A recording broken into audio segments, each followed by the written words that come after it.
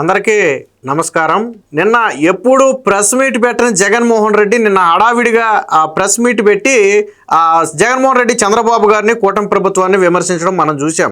అసలు ఎందుకు Jaganmohan Reddy press meet పెట్టాడని ఒక సెకండ్ ఆలోచిస్తే ఏంటి విషయం అంటే, చంద్రబాబు గారు సూపర్ 6 సూపర్ హిట్ అని ఒక సభను అనంతపురంలో నిర్వహించారు. దాదాపుగా 4-5 లక్షల మంది వచ్చుంటారని ఒక అంచనా.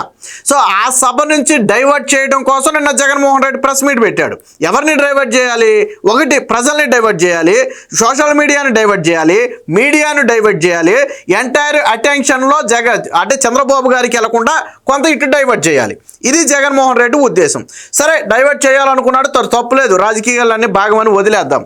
ఈ కోవలో ప్రెస్ మీట్ పెట్టి మరి ఏదో ఒకటి మాట్లాడాలి కదా. ప్రెస్ మీట్ పెట్టి మౌనంగా కూర్చుంటే బాగుంటుందా? బాగోదు కదా, మాట్లాడాలి కదా అని నిన్న జగన్మోహన్ రెడ్డి కొన్ని మాటలు మాట్లాడాడు. అందులో మెడికల్ కాలేజీల గురించి మాట్లాడాడు.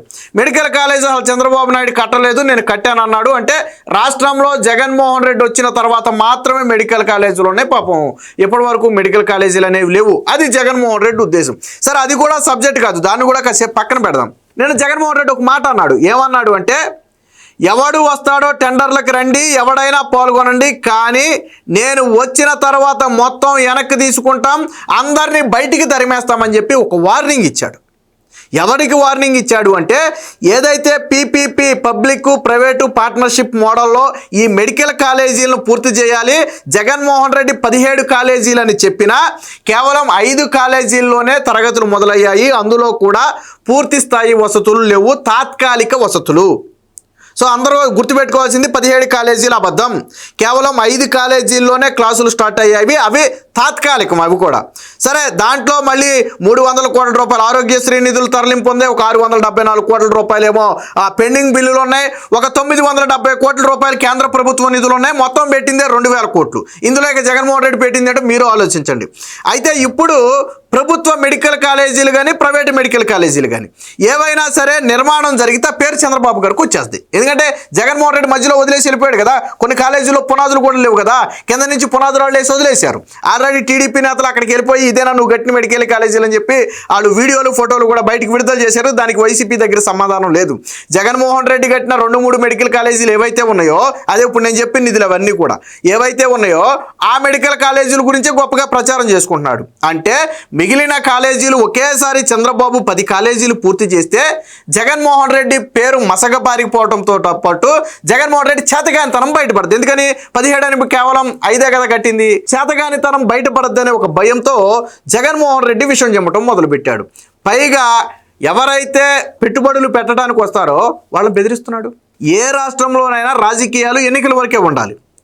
అదే చంద్రబాబు గారి గతంలో నీ హయాంలో వచ్చినటువంటి పెట్టుబడులకో లేదా నీ హయాంలో జరిగినటువంటి పనులకో చంద్రబాబు గారు హెచ్చరికలు జారీ చేస్తే మరి ఆ రోజు నీకెలా ఉండేది జగన్మోహన్ రెడ్డి? అసలు ఎంటైర్ జగన్మోహన్ రెడ్డి నైజమే రాష్ట్రం అభివృద్ధి చెందకూడదు. నేను దాన్ని క్లియర్గా చెప్తా. రాష్ట్రానికి పెట్టుబడులు రావాలి అనుకుంటే మోకాలు అడుగుతాడు. తన మనుషుల చేత కంపెనీలకు మెయిల్ పెట్టించి భయపెట్టి బెదిరిస్తాడు. సరే, రాజధాని కడదామా అంటే నేషనల్ గ్రీన్ ట్రిబ్యునల్లో కేసులు వేపిస్తాడు. తన మనుషుల చేత రాజధాని రైతుల ముసుగులో ధర్నాలు చేపించి భూములు ఇవ్వకుండా అడ్డుకుంటాడు. పోనీ పెట్టుబడులు తెద్దామంటే కంపెనీలను రానివ్వడు. గతంలో ప్రతిపక్షంలో ఉన్నప్పుడు కూడా వైజాగ్లో చంద్రబాబు గారు అప్పుడు అధికారంలో ఉన్నారు, చంద్రబాబు గారు జగన్ ప్రతిపక్షంలో ఉన్నాడు. వైజాగ్లో పెట్టుబడుల సదస్సు జరుగుతుంటే సదస్సును చెడగొట్టడానికి మంది మర్బలాస్ని జగన్మోహన్ రెడ్డి బయలుదేరితే ఎయిర్పోర్ట్లో అడ్డుకున్నారు. ఎయిర్పోర్ట్లో అడ్డుకుంటే నన్ను అడ్డుకుంటావా, నేనే కాబోయే ముఖ్యమంత్రి, నీ అంతు చూస్తానని ఆ రోజు పోలీసులను బెదిరించాడు. సో జగన్మోహన్ రెడ్డికి ఇది కొంచెం ఎక్కువే ఒక రకంగా. మరి ఆ బలుపనాలో ఇంకోటనాలో కానీ మొత్తానికి అయితే జగన్మోహన్ రెడ్డికి అయితే కొద్దిగా ఎక్కువే. ఇప్పుడు కూడా ఏమని వార్నింగ్ ఇచ్చాడో మీరే అనండి ఒకసారి. ఎవరైనా టెండర్లలో పార్టిసిపేట్ చేయండి, ఎవడైనా రాండి, కానీ ప్రతి ఒక్కరికి వార్నింగ్ ఇస్తాను. రేపు పొద్దున మేము వచ్చిన తర్వాత రద్దు చేస్తాం, మళ్ళీ వెనక్కి తీసుకుంటాం. ఇది మాత్రం ఖచ్చితంగా అందరూ గుర్తుపెట్టుకోమండి. సో విన్నారు కదా, ఎవడైనా టెండర్లకు రండి, ఎవడైనా తీసుకోండి, కానీ నేను వార్నింగ్ ఇస్తున్నా. స్వయంగా జగన్మోహన్ రెడ్డి చెప్పిన మాట ఇది. నేను వార్నింగ్ ఇస్తున్నా, మళ్ళీ రద్దు చేస్తాం, వెనక్కి తీసుకుంటాం, మెడికల్ కాలేజీలు మాత్రం పూర్తి కానివ్వు. ఇది జగన్మోహన్ రెడ్డి నైజం. రాష్ట్ర ప్రభుత్వం దగ్గర డబ్బులు లేవు కాబట్టే కదా నువ్వు కట్టలేదు జగన్మోహన్ రెడ్డి.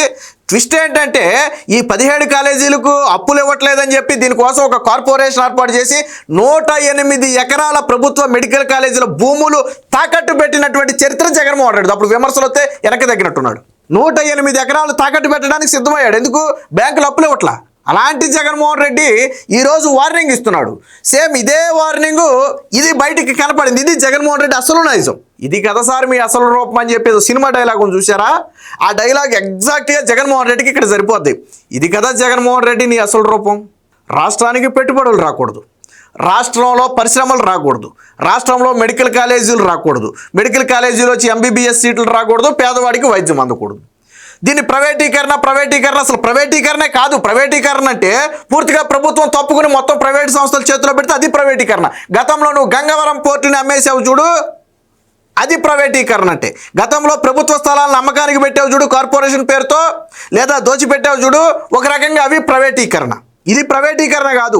దీనిలో స్పష్టంగా నామ్స్లో స్పష్టంగా చెప్పారు, సేవా దృక్పథం ఉన్నటువంటి సంస్థ ఎవరైనా ప్రభుత్వంతో చేతులు కలపొచ్చు, బట్ అంతిమంగా ఏది నిర్ణయించాలన్నా అంతిమ అధికారం ప్రభుత్వానిదే. ఆ మెడికల్ సీట్ల విషయంలో కావచ్చు, వైద్యానికి సంబంధించి కావచ్చు, హాస్పిటల్ మెయింటెనెన్స్ కావచ్చు, ఇతర సిబ్బంది కావచ్చు, ఇది అన్ని విషయాలు కూడా ప్రభుత్వ ఆధీనంలోనే ఉంటాయి తప్ప బయట వ్యక్తుల ప్రమేయం ఇందులో ఉండదు. అది స్పష్టంగా అందులో ఉంది. మరి ఎలా ప్రైవేటీకరణ అవుతాయి జగన్మోహన్ రెడ్డి నాకు అర్థం కాలేదు. దేశంలో 1991-92లో ప్రైవేటైజేషన్ వచ్చిన తర్వాతే కదా అభివృద్ధి చెందింది. అప్పటికి కూడా కొన్ని కేంద్ర ప్రభుత్వంతో పాటు కొంత ప్రైవేట్ పార్ట్నర్షిప్తో నడిచేవి అనేకం ఉన్నాయి. అలాగే ఇప్పుడు కూడా రాష్ట్ర ప్రభుత్వం పూర్తి ఆధీనంలో నిర్వహించబడుతుంది, బట్ ప్రైవేట్ పార్ట్నర్షిప్ అనేది తీసుకుంటుంది. దానికి ఎందుకు ఇంత రాద్ధాంతం? పోనీ నువ్వెందుకు మెడికల్ కాలేజీలు కట్టలేదు చెప్పు. ఇదే హయాంలో తెలంగాణలో 39 మెడికల్ కాలేజీలు వచ్చాయి. జగన్మోహన్ రెడ్డి ముఖ్యమంత్రిగా ఉన్న సమయంలో తెలంగాణ ప్రభుత్వం 39 మెడికల్ కాలేజీలు తెచ్చుకుంది. జగన్మోహన్ రెడ్డి ఎందుకు 17 తీసుకొచ్చి 5 కూడా పూర్తిగా కట్టలేకపోయాడు? పులివెందుల మెడికల్ కాలేజీలో కూడా పూర్తి వసతులు లేవు. అంటే ఈ రకంగా భయపెట్టి బెదిరించి ఇది మనకి మెడికల్ కాలేజీల విషయంలో బయటపడిన నైజం.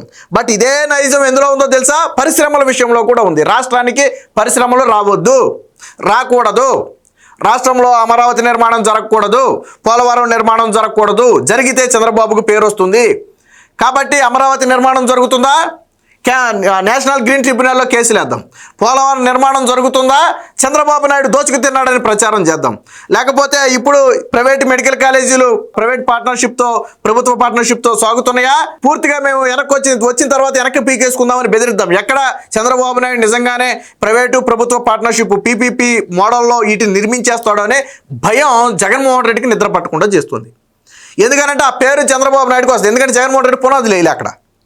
ఇప్పుడు చంద్రబాబు గారు కడతానన్న కాలేజీలు మొత్తానికి కూడా దాదాపుగా 6 నుంచి 8 వేల కోట్లు కావాలనేది ఒక అంచనా.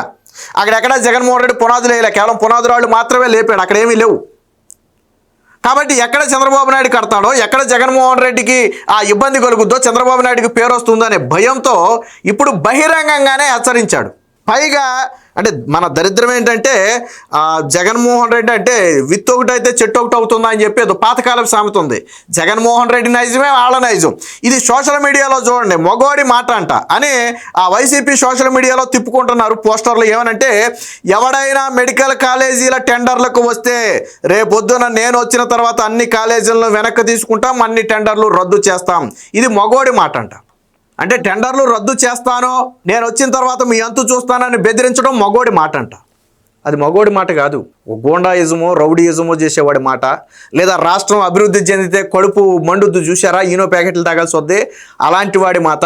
ఒక రకంగా చేతగాని వాడి మాట. ఎందుకంటే జగన్మోహన్ రెడ్డికి చేతనయ్యి ఉంటే అసలు ఈరోజు ఆ టెండర్లు పిలవాల్సిన అవసరమే లేదు కదా. నీ హయాంలో ఏదైనా పీకుంటే, జగన్మోహన్ రెడ్డి 5 ఏళ్ల పాలనలో పీకుంటే ఏమైనా, ఇప్పుడు ఆ టెండర్లనే అంశమే లేదు కదా. మనం పీకలేం, ఎదుటివాడు పీకితే చూస్తూ ఊరుకోలేం. మన దగ్గర ఉంది ఇదే కదా, మనం చేయలేం. ఓకే సరే, ఎదుటోడు చేస్తున్నాడే కొద్దిగా సపోర్ట్ ఇద్దాం, లేదా చప్పట్లు కొడదాం, అభినందిద్దాం. కాదు, నేను చేయని పని ఆడు చేయకూడదు, నాకు రాని క్రెడిట్ ఆడికి రాకూడదు. ఇది జగన్మోహన్ రెడ్డి అసలు నైజం. దీనికి వైసీపీ సోషల్ మీడియాలో మగోడు, పౌరుషం, దమ్మున్నోడు ఇష్టం వచ్చిన మాట పెట్టుకున్నావు. నువ్వు మగోడు అని చెప్పాలంటే జగన్మోహన్ రెడ్డి మెడికల్ కాలేజీలు పూర్తి చేసి ఉండాలి, దమ్మున్నోడు అని చెప్పాలంటే పూర్తి చేసి ఉండాలి. జగన్మోహన్ రెడ్డి చేయలేదు కదా, చేతకాక వదిలేసిన కాలేజీలని కదా ఇప్పుడు పూర్తి చేస్తానని చెప్తుంది. ఇక్కడ మీ బాధ ఏంటంటే ప్రైవేటు పార్ట్నర్షిప్ అనేది జగన్మోహన్ రెడ్డికి నథింగ్, అది కాదు. అక్కడ బాధ ఏంటంటే చంద్రబాబు నాయుడు పూర్తి చేయకూడదు. ఇప్పుడు ఇదే చంద్రబాబు నాయుడు ఫర్ ఎగ్జాంపుల్ నేను రాష్ట్ర ప్రభుత్వ నిధులతోనే పూర్తి చేస్తాను అన్నాడు అనుకోండి, చంద్రబాబు నాయుడు మెడికల్ కాలేజీలో దోచుకు తింటున్నాడు. నెక్స్ట్ వీళ్ళు పెట్టేది ఇదే హెడ్డింగ్. అంటే ఇలా బాధ ప్రైవేట్ పార్ట్నర్షిప్ ఇంకో పార్ట్నర్షిప్ అది కాదు. చంద్రబాబు అనే వ్యక్తి మెడికల్ కాలేజీలు పూర్తి చేయకూడదు. చేస్తే జగన్మోహన్ రెడ్డి చేతకానితనం బయటపడితే హామీ ఇచ్చి చేయలేక తప్పుకున్న జగన్మోహన్ రెడ్డి మాట నిలబెట్టుకుని చేసిన చంద్రబాబు నాయుడు అనే పేరు ఎక్కడ వస్తుందో అనేది భయం. అది జగన్ అమరావతిని ఎందుకు చంపేశాడు జగన్మోహన్ రెడ్డి? అమరావతి అనే నిర్మాణం జరిగితే చంద్రబాబు నాయుడు రాజధాని కట్టాడు అంటారు. పోలవరాన్ని ఎందుకు చంపేశాడు? పోలవరం నిర్మాణం జరిగితే చంద్రబాబు నాయుడు చేయుందో చంద్రబాబు నాయుడు ఉరుగులు పరుగులు పెట్టించాడు అంటారు. అందుకు కదా జగన్మోహన్ రెడ్డి వాటిని ఆపేసింది. వైజాగ్ అన్నది ఎందుకు, 3 రాజధానులు అన్నది ఎందుకు? ఎందుకంటే చంద్రబాబు నాయుడు మీద కక్ష. ఇలాంటి వాళ్ళను అంటే ప్రజలు కరెక్ట్గానే ఆలోచించారు. మనమేం ప్రజలను తప్పుపడ్డక్కర్లా. ప్రజలు ఆలోచించారు కాబట్టే నువ్వు ఎంతెంత ఎగిరిపడ్డావు కాబట్టే నీకు 11 సీట్లు ఇచ్చి ప్రతిపక్ష హోదా కూడా ఇవ్వలేదు. ఈరోజు నీకు మొఖం జలక బెంగళూరు ప్యాలెస్లో ఉండాల్సిన పరిస్థితి. ప్రెస్ మీట్ పెట్టడం కోసం స్పెషల్ ఫ్లైట్లో వచ్చి ప్రెస్ మీట్ పెట్టి మళ్ళీ బెంగళూరు ప్యాలెస్ వెళ్ళిపోతావు. అది నీ కర్మ. అసెంబ్లీలో అడుగు పెట్టలేవు, అది నీ కర్మ. ఎందుకంటే ప్రజలు నిన్ను ఎగరటం చూశారు. 5 ఏళ్ల పాటు నీ ఎగరటం చూసి బండకేసి బాధారు. బాధ్యత ఎప్పుడు లెగలేని పరిస్థితి, తాడేపల్లి ప్యాలెస్ నుంచి బయటికి రాలేని పరిస్థితి. కాబట్టి ఎందుకు జగన్మోహన్ రెడ్డి అనే వ్యక్తి మళ్ళీ ముఖ్యమంత్రి కాకూడదు, ఎందుకు జగన్మోహన్ రెడ్డి అనే వ్యక్తి మళ్ళీ రాష్ట్రానికి తిరిగి రాకూడదు అంటే వస్తే జరిగేదేంటో జగన్మోహన్ రెడ్డి స్వయంగా చెప్పాడు. మీ అంతు చూస్తా, చంపేస్తా, లేదా పీకేసుకుంటా, మొత్తం తరిమేస్తా రాష్ట్రం నుంచి. 5 ఏళ్ల పాటు తరిమేసావు కదా కంపెనీలన్నీ. పాపం చంద్రబాబు గారు మెప్పించో ఒప్పించో గడ్డం పట్టుకున్నో కాళ్ళు పట్టుకున్నో బతికినట్టు తీసుకొస్తున్నారు. ఎందుకంటే ఆయనకి నీలాగా రాష్ట్రం ఎట్టుపోతే నాకెందుకు, నా స్వప్రయోజనాలే నాకు కావాలన్నా ఏ రోజు అనుకోవాలి. ఆయన నువ్వు ధర్మేసిన కంపెనీ అయినా ఆయనే తీసుకొస్తున్నాడు. అది ఒక విజ్ఞత ఉన్న వ్యక్తికి ఒక అహంకారికి మధ్య ఉన్న తేడా. Please subscribe to Leo news for more videos.